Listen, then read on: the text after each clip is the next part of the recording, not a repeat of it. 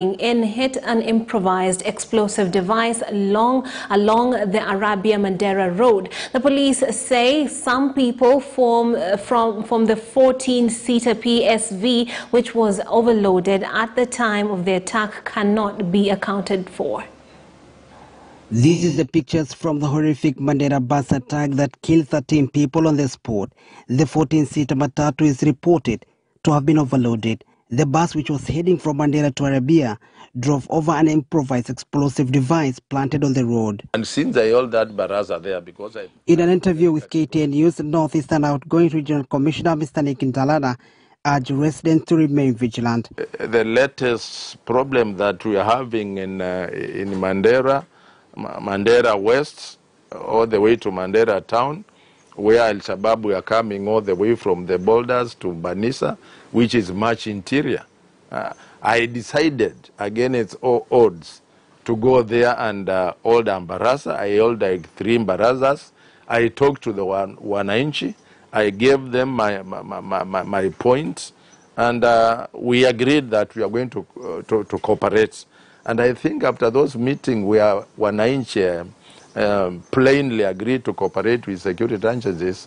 The region has had a calm period for the last 3 years since Northern Kamude village were attacked by suspected Somali-based militant killing students and teachers. Hamza Yusuf, KTN News. And now our reporter based in Nigeria who is following this story for us joins me live via phone. Ahmed Hussein, what do we know at this hour?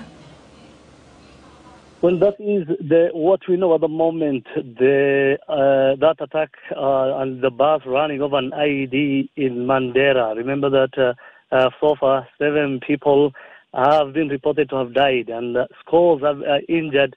The minibus was en route to the Mandera Arabia Road when it ran over an IED device. And so you can see that according to the Mandera Director of Health, he says that more than 10 people are seriously injured. 4 of them have now been placed in ICU. And so that at the moment the information in that area is scanty, but what we know is that people have lost their lives. It is not yet confirmed. It is thought to be probably a suspected Al-Shabaab attack, but no confirmation has yet been given. What we know is that that attack has happened in Mandera, and people have died. And in the eastern region, for a long time, mainly in parts of Wajir and Mandera, has rather had a brand of such attacks, and it has now led to death. It's been all there for the last close to 8 to 9 years, but for the last 3-4 months, there has been no reports of Al-Shabaab attack in these 2 regions. So this now comes again to the point where Al-Shabaab still continues to be on the offensive. People still continue to die. So at the moment, it's all shock, and tension is very, very high in Mandera. Okay, Hussein, before I let you go, this comes hot on the heels of warnings by embassies to their citizens that there might be an attack on Kenyan soils. And of course, we had the police urging the members of the public to cooperate and give off information. Was there any special action taken by local authorities in that part of the country to ensure that the people are safer? Well, efforts are there by the patrols done by security officers, but then always there's that kind of a disconnect between the public, because we saw the outgoing regional commissioner saying he's urging people to give information to security officers. However, what efforts are there to ensure that the people are able to come out and even try to report these cases? Because if that happens, then these kind of attacks can be done away with.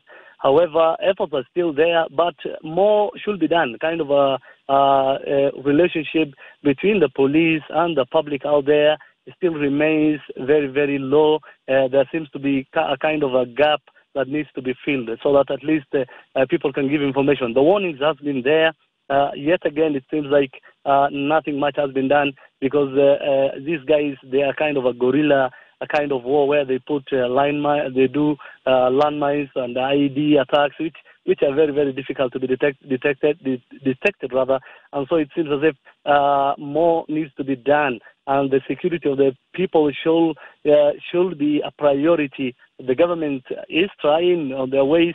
However, or many people or the police officers have said, more needs to be done in this kind of situations so that this kind of attacks can be avoided. However, the areas there, the health issues, the water issues, with this kind of attacks, people to even get services, government services, will be very difficult because of the shock and the tension that remains in that area.